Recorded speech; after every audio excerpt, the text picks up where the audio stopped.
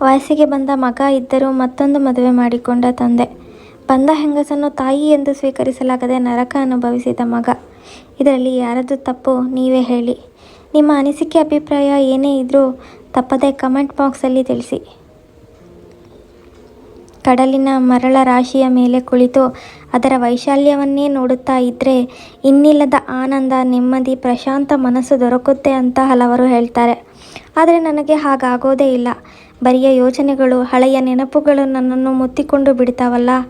ನಾನೇನು ವಿಚಿತ್ರ ವ್ಯಕ್ತಿಯೋ ಅಥವಾ ವಿಶೇಷ ವ್ಯಕ್ತಿಯೋ ಅನ್ನಿಸಿಬಿಡುತ್ತೆ. ಈ ಸೃಜಿ ಬರದಾದ್ರೂ ನನ್ನೀ ಯೋಚನೆಗಳು ಕಡಿವಾಣ ಹಾಕಿಸಿ ಹೊಟ್ಟೆ ಬಿರಿಯ ನಗಿಸಿ ಬಿಡ್ತಾಳೆ. ಛೇ, ಅವಳಾದರೂ ಯಾಕಿನ್ನೂ ಬರಲಿಲ್ಲ ಎಂದುಕೊಂಡ ರಂಗು. ಸುಜನ ಬರಬಹುದಾದ ಹಾದಿಯನ್ನೇ ದಿಟ್ಟಿಸಿದ. ಆದರೆ ಅವಳ ಸುಳಿವೇ ಇಲ್ಲ. ಯಾಕೆ ಹೀಗೆ ಮಾಡಿದ್ಲು ನನ್ನ ಹುಡುಗಿ? ನನ್ನನ್ನು ಮರೆತು ಕನ್ನಡಿ ಮುಂದೆ ಏನಾದರೂ ನಿಂತುಕೊಂಡಳೋ? ನಾನೆಷ್ಟು ಸಾರಿ ಹೇಳಿದ್ದೀನಿ, ನೀನು ಸಾಧಾರಣವಾಗಿಯೇ ಬಹಳ ಚೆನ್ನಾಗಿ ಕಾಣ್ತೀಯ, ಸುಮ್ಮನೆ ಕೃತಕ ಸಾಧನಗಳನ್ನು ಮುಖಕ್ಕೆ ಲೇಪಿಸಿ ಅಂದಗೆಡಿಸ್ಕೋತೀಯ ಅಂತ. ಆದರೂ ಕೇಳಲ್ಲ. ಸುಜನಾಳ ನೆನಪಿನಲ್ಲೇ ರಂಗು ಮತ್ತೆ ಯೋಚನೆಯೊಳಗೆ ಜಾರಿಕೊಂಡ. ಅದೇ ಹಳೆಯ ನೆನಪುಗಳು. ಆ ದಿನ ನನಗಿನ್ನೂ ಚೆನ್ನಾಗಿ ನೆನಪಿದೆ. ಸೆಕೆಂಡ್ PUC ಪರೀಕ್ಷೆ ಬರೆದು ಮುಗಿಸಿದ್ದೆ. ಅಮ್ಮ ಸತ್ತು 8 ತಿಂಗಳಾಯ್ತಲ್ಲ ಅಂದುಕೊಂಡು ಅಮ್ಮನ ನೆನಪಿಸಿಕೊಳ್ತಾ ಇದ್ದೆ. ಆಗಲೇ ಅಪ್ಪ ಬಂದ. ಒಬ್ಬನೇ ಬಂದಿಲ್ಲ, ಜೊತೆಗೆ ಒಬ್ಬಳ ಹೆಂಗಸನ್ನು ಸಹ ಇದ್ಲು. ಆ ಹೆಂಗಸು ಯಾರೋ ಹೊಸಬಳು. ನಾನು ಅರ್ಥವಾಗದ ಹಾಗೆ ಆಕೆಯನ್ನೇ ನೋಡಿದೆ. ಆಕೆ ನನ್ನನ್ನು ನೋಡಿ ಮುಗುಳ್ನಕ್ಕಳು, ಹಾಗೆ ನನ್ನೆದುರು. ಆದರೆ ನಾನು ನಗಲಿಲ್ಲ. ನನ್ನತ್ತ ಬಂದು ನನ್ನ ಬೆನ್ನು ನೆವರಿಸಿದ ಅಪ್ಪ ಆಕೆಯನ್ನು ನನಗೆ ತೋರಿಸಿ, ರಂಗು ಇನ್ಮುಂದೆ ನಮ್ಮ ಜೊತೆನೇ ಇರ್ತಾರೆ, ನೀನು ಆಕೆನ ಅಮ್ಮ ಅಂತ ಕರಿಬೇಕು. ನಾನು ಬಹಳ ಗಲಿಬಿಲಿಗೊಂಡಿದ್ದೆ. ಯಾರೋ ಈ ಹೆಂಗಸನ್ನು ತೋರಿಸಿ ಆಕೆಯನ್ನು ಅಮ್ಮ ಅನ್ನೋ ಅಂದರೆ ಏನರ್ಥ? ಈಕೆ ನನ್ನ ಅಮ್ಮನ ಸ್ಥಾನಕ್ಕೆ ಅರ್ಹಳೆ? ಈಕೆ ಎಲ್ಲಿ, ನನ್ನ ಅಮ್ಮನೆಲ್ಲಿ? ಆಗೋಲ್ಲ ಎಂದಿದ್ದೆ ಜೋರಾಗಿ. ಅಷ್ಟು ಧೈರ್ಯ ನನಗೆಲ್ಲಿತ್ತೋ ನನಗೆ ಗೊತ್ತಿಲ್ಲ. ಅಪ್ಪನೂ ಸಹ ಕೊಂಚ ಗಲಿಬಿಲಿಗೊಂಡ. ನನಗೆ ಮತ್ತಷ್ಟು ಹತ್ತಿರ ಬಂದು, ಅಪ್ಪ ನಿಂಗೆ ಹೇಗೆ ಇಷ್ಟನೋ ಹಾಗೆ ಕರಿ ಎಂದರು. ನಾನೇನೋ ಸುಮ್ಮನಾಗಿದ್ದೆ. ಸಮಾಜ ಸುಮ್ಮನಾಗಿರಬೇಕಲ್ಲ. ಎದೆ ಎತ್ತರ ಬೆಳೆದ ಮಗ ಇರೋವಾಗ ಇವನಿಗೆ ಯಾಕೆ ಮದುವೆ? ಚಪಲ ಅಂತ ಎಲ್ಲರೂ ಅನ್ನೋರೆ. ಮದುವೆ ಆದದ್ದೇನೋ ಸರಿ, ವಿಧವೆನ ಮದುವೆ ಆಗಿದ್ದಾನಂತೆ, ಅವನಿಗೇನು ಹುಚ್ಚು ಹಿಡಿದಿದೆಯಾ ಎಂದವರು ಹಲವರು. ಆಕೆ ಗಂಡ ಮದುವೆಯಾದ ತಿಂಗಳಿಗೆ ಗೊಟಕ್ಕ ಅಂದ್ರಂತೆ. ಪಾಪ ಇವಳು ತಾನೇ ಏನು ಮಾಡ್ಯಾಳು? ಪುಣ್ಯಕ್ಕೆ ಆಕೆಗೆ ಇನ್ನೂ ಮಕ್ಕಳು ಗಿಕ್ಕಳು ಏನೂ ಇಲ್ವಂತೆ ಎಂದು ನೂರಾರು ನಾಲಿಗೆಗಳು ಅನಿಸಿದಂತೆ ಹೊರಳಾಡಿದ್ದವು. ಆ ರಾತ್ರಿಯೇ ಅಪ್ಪನಿಗೆ ಹೇಳಿದ್ದೆ, ನನ್ನನ್ನು ಯಾವುದಾದ್ರೂ ಹಾಸ್ಟೆಲ್ಗೆ ಸೇರಿಸ್ಬಿಡು, ನಾನು ಅಲ್ಲಿಯೇ ಇದ್ಕೊಂಡು ನನ್ನ ಮೆಡಿಕಲ್ ಮುಗಿಸ್ಕೋತೀನಿ. ಅಪ್ಪ ತಪ್ಪಿತಸ್ಥನಂತೆ ನನ್ನ ಮುಂದೆ ನಿಂತಿದ್ದರು. ಕಡೆಗೆ ಹೇಳಿದ, ನಿನಗೆ ಯಾವ ಊರಿಗೆ ಮೆಡಿಕಲ್ ಸೀಟು ಸಿಗುತ್ತೋ ಅಲ್ಲಿಯೇ ಹಾಸ್ಟೆಲ್ಗೆ ಸೇರಿಕೋ ಎಂದು ದುಡುದುಡನೆ ಬೆಡ್ರೂಮ್ಗೆ ಹೋದ. ಆ ನೆನಪುಗಳು ನನ್ನ ಬಿಡಲಾರವಲ್ಲ. ಈ ಸುಜಿ ಯಾಕಿನ್ನೂ ಬರಲಿಲ್ಲ? ಈ ದಿನ ಬರಲಿ, ಅವಳನ್ನು ಸರಿಯಾಗಿ ಕೇಳ್ತೀನಿ ಎಂದುಕೊಂಡ ರಂಗು ಮತ್ತೆ ನೆನಪುಗಳ ಸುಳಿಯಲ್ಲಿ ಸಿಲುಕಿಕೊಂಡ. ನನ್ನ ನಿರ್ಧಾರ ತಿಳಿಸಿದ ರಾತ್ರಿ ಮನೆಯಲ್ಲಿ ಅಗಾಧ ನೀರವತೆ. ನಾನೊಬ್ಬನೇ ಹೊರಗಿನ ಈಸಿ ಚೇರ್ನಲ್ಲಿ ಕುಳಿತು ಯೋಚಿಸುತ್ತಿದ್ದೆ. ಗಾಳಿಯ ಸದ್ದು ಬಿಟ್ಟು ಮತ್ಯಾವ ಸದ್ದೂ ಇಲ್ಲ. ಆದರೆ ನನ್ನ ಪಕ್ಕದಲ್ಲಿ ಯಾರೋ ಬಂದು ನಿಂತಂತಾಯಿತು. ಅದು ಅಪ್ಪನಂತೂ ಅಲ್ಲ, ಅವನು ಕರೆತಂದಿರುವ ಹೆಂಗಸು. ಆರಾಮವಾಗಿ ಕುಳಿತಿದ್ದ ನಾನು ಸರಿಯಾಗಿ ಕುಳಿತೆ. ಆಕೆ ನನ್ನ ಪಕ್ಕದ ಚೇರ್ನಲ್ಲಿಯೇ ಕುಳಿತಳು. ಆಕೆಯೇ ಮಾತಿಗಾರಂಭಿಸಿದಳು. ನೋಡಿ, ನಿಮ್ಮ ಮತ್ತು ನಿಮ್ಮ ತಂದೆಯ ನಡುವೆ ನಾನು ಗೋಡೆಯಾಗಿರಬೇಕು ಅಂತ ಬರಲಿಲ್ಲ. ನನಗೂ ಆಸರೆ ಬೇಕಿತ್ತು, ನಿಮ್ಮ ತಂದೆಗೂ ಆಸರೆ ಬೇಕಿತ್ತು. ಅದಕ್ಕೆ ಮದುವೆಯಾದ್ವಿ. ನೀವ್ಯಾಕೆ ಬೇರೆ ಹೋಗಬೇಕು? ಎಲ್ಲರೂ ಜೊತೆಯಾಗಿರೋಣ. ಸಂಬಂಧ ಕಡಿದುಕೊಳ್ಳೋದು ಸುಲಭ, ಆದರೆ ಒಂದುಗೂಡಿಸೋದು ಕಷ್ಟ. ದಯವಿಟ್ಟು ಯೋಚನೆ ಮಾಡಿ. ನನಗೂ ಗೊತ್ತು ನಿಮ್ಮ ಮನಸ್ಸಿನಲ್ಲಿ ಯಾವ ರೀತಿ ಸಂಘರ್ಷ ನಡೀತಿದೆ ಅಂತ. ನಮ್ಮ ಮದುವೆಯಿಂದ ಸಮಾಜದ ಜನರು ನಿಮ್ಮನ್ನು ಹೇಗೆ ನೋಡ್ತಿದ್ದಾರೆ ಅಂತ ಊಹಿಸಿಕೊಳ್ಳಬಲ್ಲೆ. ತುಂಬ ಚೆನ್ನಾಗಿ ಮಾತನಾಡಿದ್ಲು ಆ ಹೆಂಗಸು. ಆಕೆ ಏನೇ ಮಾತಾಡಿದರೂ ನನ್ನ ಮನಸ್ಸು ನನ್ನ ಅಮ್ಮನಿಂದ ತುಂಬಿ ಹೋಗಿತ್ತು. ನನ್ನ ಅರ್ಥದಲ್ಲಿ ನಮ್ಮಮ್ಮನ ಸ್ಥಾನ ಮತ್ಯಾರೂ ತುಂಬಲಾರರು ಅಂತ. ಜೊತೆಗೆ ಸಮಾಜದ ನಡುವೆ ನನ್ನ ಸಂಘರ್ಷ.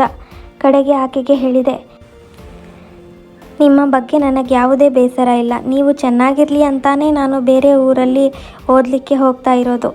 ದಯವಿಟ್ಟು ನನ್ನನ್ನು ಈ ಬಗ್ಗೆ ಬಲವಂತ ಮಾಡಬೇಡಿ. ನೀವು ಚೆನ್ನಾಗಿರಿ ಎಂದಷ್ಟೇ ನುಡಿದಿದ್ದೆ. ಆ ಹೆಂಗಸು ಎದ್ದು ಹೊರಟು ಹೋಗಿದ್ದಳು. ಯೋಚನೆಗಳು, ನೆನಪುಗಳು ನನ್ನನ್ನು ಬಿಡಲಾರದ ಬಗ್ಗೆ ರಂಗು ಆಶ್ಚರ್ಯಗೊಂಡ. ಮನೆಯಿಂದ ಹೊರಬಂದಿದ್ದು, ನಂತರ ಈ ಮೆಡಿಕಲ್ ಕಾಲೇಜಿಗೆ ಸೇರಿದ್ದು, ಸೃಜನಾಳ ಜೊತೆಗಾರನಾಗಿದ್ದು, ಎಲ್ಲವೂ ಕಣ್ಣ ಮುಂದೆಯೇ ಓಡಾಡಿದಂತಾಗಿ ಹಾಗೆಯೇ ಮಂಗಳೂರಿನ ಮರಳ ಮೇಲೆ ಅಂಗಾತವಾಗಿ ಮಲಗಿಕೊಂಡ. ಆಕಾಶವನ್ನು ದಿಟ್ಟಿಸತೊಡಗಿದ. ನೀಲಾಕಾಶದಲ್ಲಿ ಚದುರಿ ಹೋದ ಮೋಡಗಳನ್ನು ನೋಡಿದ. ನನ್ನ ಜೀವನವೂ ಚದುರಿದ ಮೋಡಗಳ ಹಾಗೆಯೇ ಅಲ್ಲವೇ ಎಂದುಕೊಂಡ. ಏನೋ ಜ್ಞಾಪಿಸಿಕೊಳ್ಳತೊಡಗಿದ.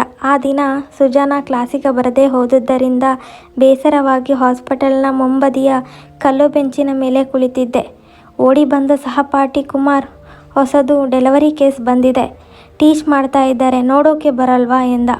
ಮನಸ್ಸಿಲ್ಲದ ಮನಸ್ಸಿನಿಂದ ಏಪ್ರಾನ್ ಧರಿಸಿ ಹೊರಟೆ. ಯಾರೋ ಹೆಂಗಸು ಬಹಳ ಕಿರುಚುತ್ತಿದ್ದಳು. ಅವಳ 2 ಕೈಗಳನ್ನು ಆಯಾಗಳು ಬಂಧಿಸಿ ಹಿಡಿದಿದ್ದರು. ಡಾಕ್ಟರ್ ನಮಗೆ ಏನೇನೋ ವಿವರಣೆ ಕೊಡುತ್ತಲೇ ಇದ್ದರು. ಆ ಹೆಂಗಸಿನ ಕಿರುಚಾಟದಲ್ಲಿ ನಮಗೆ ಡಾಕ್ಟರ್ ನೀಡಿದ ವಿವರಣೆಗಳು ಕೇಳಿಸುತ್ತಲೇ ಇರಲಿಲ್ಲ. ಕಡೆಗೂ ಶಿಶುವು ಹೊರಬಂದಿತ್ತು. ತಾಯಿ ಮಗುವನ್ನು ಬೇರ್ಪಡಿಸುವ ಹೊಕ್ಕಳು ಬಳ್ಳಿಗೆ ಸ್ಟೆರ್ಲೈಸ್ ಕತ್ತರಿಯಿಂದ ಕಚಕ್ ಅನ್ನಿಸಿದಾಗಿತ್ತು. ಹೊಕ್ಕಳು ಬಳ್ಳಿ ಕತ್ತರಿಸುವ ಮೂಲಕ ತಾಯಿ ಮಗುವಿನ ಕರುಳ ಬಳ್ಳಿಯ ಸಂಪರ್ಕ ಕಡಿದು ಹೋಯಿತು. ಆದರೆ ನನ್ನ ಬಾಳಿನಲ್ಲಿ ನನ್ನ ಮತ್ತು ನನ್ನ ತಾಯಿಯ ಸಂಪರ್ಕ ಶಾಶ್ವತವಾಗಿ ಕಡಿದು ಹೋದ ಬಗ್ಗೆ ಹೊಟ್ಟೆಯಲ್ಲೆಲ್ಲ ಸಂಕಟವಾಗತೊಡಗಿತ್ತು. ಅದು ಹೆಣ್ಣು ಮಗು, ಕೆಂಪಗೆ ದುಂಡಾಗಿತ್ತು. ಕಿರುಚುತ್ತಿದ್ದ ಹೆಂಗಸು ಈಗ ಮೊದಲಿನಂತಾಗತೊಡಗಿದಳು. ಆಕೆಯನ್ನು ಎಲ್ಲಿಯೋ ನೋಡಿದ ನೆನಪಾಯಿತು. ಹೋ, ಈಕೆ ನನ್ನಪ್ಪ ಕರೆತಂದ ಹೆಂಗಸಲ್ಲವೇ ಎಂದು ತಿಳಿಯಿತು. ಆದರೂ ಈಕೆ ಮಂಗಳೂರಿಗೆ ಬಂದದ್ದೇಕೆ ಎಂದು ಚಿಂತಿಸುತ್ತಿದ್ದೆ. ಹಾಗೆ ಹೊಳೆಯಿತು. ಆಕೆಯ ತವರು ಮನೆ ಮಂಗಳೂರು ಎಂದು ಅಪ್ಪ ಯಾರ ಬಳಿಯೋ ಹೇಳುತ್ತಿದ್ದ ನೆನಪು. ಆದರೆ ಈಗ ಹುಟ್ಟಿದ ಮಗು ನನ್ನ ತಂಗಿಯೇ ಎನ್ನಿಸಿ ಒಂದು ರೀತಿ ಅವ್ಯಕ್ತ ಆನಂದವಾಗಿತ್ತು. ನಾನೇನೋ ಆಕೆಯನ್ನು ಗುರುತಿಸಿದ್ದೆ. ಆಕೆ ನನ್ನನ್ನು ಗುರುತಿಸಿದಂತೆ ಕಾಣಲಿಲ್ಲ. ಆಕೆಯ ಕೇಸ್ ಶೀಟ್ ನೋಡಿದೆ. ಅದರಲ್ಲಿ ಅಶ್ವಿನಿ ಎಂದು ಬರೆದಿತ್ತು. ಓ, ಈ ಹೆಂಗಸಿನ ಹೆಸರು ಅಶ್ವಿನಿಯೇ ಎಂದುಕೊಂಡು ಹಾಸ್ಟೆಲ್ ಬದಿಯತ್ತ ನಡೆದಿದ್ದೆ. ಅದಾದ 4-5 ದಿನಗಳಲ್ಲಿಯೇ ಅಪ್ಪ ಪತ್ರ ಬರೆದಿದ್ದ. ಅಶ್ವಿನಿಗೆ ಹೆಣ್ಣು ಮಗುವಾಗಿದೆ, ನೀನು ಚೆನ್ನಾಗಿ ಓದಿಕೋ ಎಂದು ಹೇಳಿ ಪತ್ರ ಮುಗಿಸಿದ್ದ. ಕೇವಲ ಈ 2 ವ್ಯಕ್ತಿಗಳು ನನ್ನ ಮನಸ್ಸಿನ ತುಂಬ ಯಾಕೆ ಆಕ್ರಮಿಸಿಕೊಂಡಿದ್ದಾರೆ ಎಂದುಕೊಂಡು ರಂಗು ಸೃಜನಾ ಬರುತ್ತಿದ್ದಾಳೆಯೇ ಎಂದು ಬೇಸರದಿಂದ ದೃಷ್ಟಿ ಹರಿಸಿದ. ಖಂಡಿತ ಅವಳೇ. ಸೃಜನಾ, ಸೃಜನಾ ಎಂದು ಕೂಗಿದ. ತಿಳಿ ನೀಲಿ ಸೀರೆಯುಟ್ಟ ಆಕೆ ಕಡಲಿನ ವೈಶಾಲ್ಯತೆಗೆ ಸವಾಲು ಎಸೆದಿದ್ದಳು. ಆಕೆಯನ್ನು ತಬ್ಬಿಕೊಂಡು ತನ್ನನ್ನೇ ತಾನು ಮರೆತ. ಸೃಜನಾ ಕೂಡ ಅಡ್ಡಿಪಡಿಸಲಿಲ್ಲ. ಸ್ವಲ್ಪ ಸಮಯದ ನಂತರ ಕೇಳಿದ, ಯಾಕಿಷ್ಟು ಕಾಯಿಸಿದೆ ಸೃಜಿ ಎಂದು ಗೋಗರೆದ. ರಂಗುವನ್ನು ಮತ್ತಷ್ಟು ಹತ್ತಿರ ಮಾಡಿಕೊಂಡ ಸೃಜನಾ ರಂಗುವಿನ ಕೆನ್ನೆಗೆ ಹೂಮುತ್ತನಿಟ್ಟಾಗ ರಂಗುವಿನ ಕೆನ್ನೆ ರಂಗಾಯಿತು. ತಡವಾಗಿ ಬಂದದ್ದಕ್ಕೆ ದಂಡ ಕಟ್ಟಿದ್ದೇನಲ್ಲ ಎಂದು ನಕ್ಕಳು. ಸುಜಿ, ನನ್ನ ಭಾವನೆಗಳಿಗೆ ನಿನ್ನ ಹತ್ರ ಪ್ರಶ್ನೆ ಕೇಳ್ತೀನಿ, ಬೇಜಾರು ಮಾಡ್ಕೊಳ್ಳಲ್ಲ ತಾನೇ? ಯಾಕಂದರೆ ಇವೆಲ್ಲ ಬೇಸರ ತರುವಂಥವುಗಳೇ. ಈ ರಂಗು ಬರೀ ದುಃಖನೇ ಹೇಳ್ತಾನೆ, ಖುಷಿಯಾಗಿದ್ದಿದ್ದೇ ಇಲ್ಲ ಅಂತ ಬೇಸರ ಮಾಡ್ಕೋಬೇಡ ಗೆಳತಿ ಎಂದ ರಂಗು. ಸೃಜನಾ ಕಣ್ಣಲ್ಲಿಯೇ ಸಮ್ಮತಿ ವ್ಯಕ್ತಪಡಿಸಿದಳು. ಸೃಜಿ, ನನ್ನ ಕಷ್ಟ ಸುಖ ನಿನ್ನ ಹತ್ರ ಹೇಳ್ಕೊತೀನಿ, ಜಗತ್ತಿನ ಬಗ್ಗೆ ಚರ್ಚಿಸ್ತೀನಿ. ನನಗೆ ನೀನಿದ್ದೀಯಾ, ನಿನಗೆ ನಾನಿದ್ದೀನಿ, ಅದು ನಮ್ಮ ಅದೃಷ್ಟ. ಆದರೆ ನನ್ನ ತಾಯಿ ಸತ್ತ ಮೇಲೆ ನನ್ನ ಅಪ್ಪನಿಗೆ ಜೊತೆ ಯಾರಿದ್ರು? ತನ್ನ ಕಷ್ಟ ಸುಖನ ಅನುಭವಿಸೋಕ್ಕೆ ಅಥವಾ ಹಂಚಿಕೊಳ್ಳೋಕ್ಕೆ ನನ್ನ ಅಪ್ಪನಿಗೂ ಸಹ ಒಂದು ಆಸರೆ ಬೇಕಿತ್ತಲ್ವಾ? ರಂಗು ಮಗುವಿನಂತೆ ಪ್ರಶ್ನಿಸಿದ. ಕೆಲ ಕಾಲ ಯೋಚಿಸಿದ. ಸೃಜನಾ, ನಿಮ್ಮ ಅಪ್ಪನಿಗೆ ಆಸರೆ ನೀನಿದ್ರೂ ಸಹ ನೀನು ತುಂಬ ಚಿಕ್ಕವನಾಗಿದ್ದೆ. ಅವರ ಭಾವನೆಗಳನ್ನು ನಿನ್ನ ಜೊತೆ ಹೇಳಿಕೊಳ್ಳೋದು ಖಂಡಿತ ಸಾಧ್ಯವಿರಲಿಲ್ಲ. ಅದಕ್ಕಾಗಿ ಒಂದು ಆಸರೆಯನ್ನು ಕಂಡುಕೊಂಡ್ರು. ಆದರೆ ಅಲ್ಲೂ ಸಹ ನಿಮ್ಮಪ್ಪ ಎಡವಲಿಲ್ಲ. ತಮಗೂ ಒಂದು ಆಸರೆ ದೊರಕಿಸಿಕೊಂಡು ಒಬ್ಬ ವಿಧವೆಗೂ ಬಾಳು ಕೊಟ್ಟರು. ನಿಮ್ಮಪ್ಪ ಖಂಡಿತ ಜೀನಿಯಸ್ ಎಂದು ಹೇಳಿ ಮುಗಿಸಿದಳು. ನಮ್ಮಪ್ಪನ ಹೃದಯ ಈ ಕಡಲಿನಷ್ಟೇ ವಿಶಾಲ ಕಣೆ ಸುಜಿ.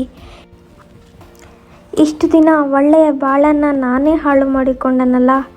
ಆದಷ್ಟು ಬೇಗ ನನ್ನ ಅಪ್ಪ, ಅಮ್ಮ ಮತ್ತು ತಂಗಿನ ನಾನು ನೋಡಬೇಕು ಎಂದ ರಂಗು ಸಂತೋಷದಲ್ಲಿ.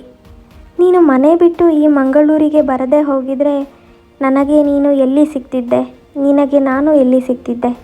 ಸಂತೋಷದ ಭರದಲ್ಲಿ ಈ ಸುಜೀನ ಮರಿಬೇಡ ಮರಾಯ ಎಂದು ಛೇಡಿಸಿದಳು. ಅವಳ ನಗುವಲ್ಲೇ ಅವನು ಲೀನವಾಗಿ ಅವಳನ್ನು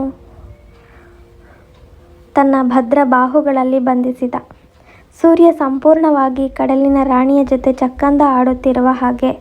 ಮತ್ತೊಂದು ಚಂದಿರ ಈ ಪ್ರಣಯಿಗಳ ಪ್ರೇಮವನ್ನು ಮನಸಾರೆ ಸವಿಯುತ್ತಿದ್ದ. ಬದಿಯಿಂದ ಬರಿಯ ಬೇಸರದ ಅಲೆಗಳಿಂದಲೇ ಅಪ್ಪಳಿಸುತ್ತಿದ್ದ ವಿಶಾಲ ಸುಂದರಿ ಕಡೆಯಲ್ಲಿ ನಕ್ಕಳು. ಒಬ್ಬ ವ್ಯಕ್ತಿಗೆ ಜೀವನ ಸಂಗಾತಿ ಎಷ್ಟು ಮುಖ್ಯ ಅನ್ನೋದನ್ನು ಅರಿತ ರಂಗು ತನ್ನ ತಂದೆಯ ಸಂಕಷ್ಟವನ್ನು ಅರಿತು ಬಂದ ಹೆಂಗಸನ್ನು ತಾಯಿ ಅಂತ ಒಪ್ಕೊಂಡು ತಾಯಿ ತಂದೆ ಆಶೀರ್ವಾದಗಳೊಂದಿಗೆ ಸೃಜಿನ ಮದುವೆಯಾಗಿ ಸುಖವಾಗಿರ್ತಾನೆ. ಈ ಕತೆ ನಿಮಗೆ ಇಷ್ಟವಾಗಿದೆ, ದಯವಿಟ್ಟು ಒಂದು ಲೈಕ್ ಕೊಡಿ. ಹಾಗೆ ಸಬ್ಸ್ಕ್ರೈಬ್ ಮಾಡ್ಕೊಳ್ಳದೆ ಕತೆನ ಕೇಳ್ತಿದ್ರೆ ದಯವಿಟ್ಟು ಸಬ್ಸ್ಕ್ರೈಬ್ ಮಾಡ್ಕೊಳ್ಳಿ. ಧನ್ಯವಾದಗಳು.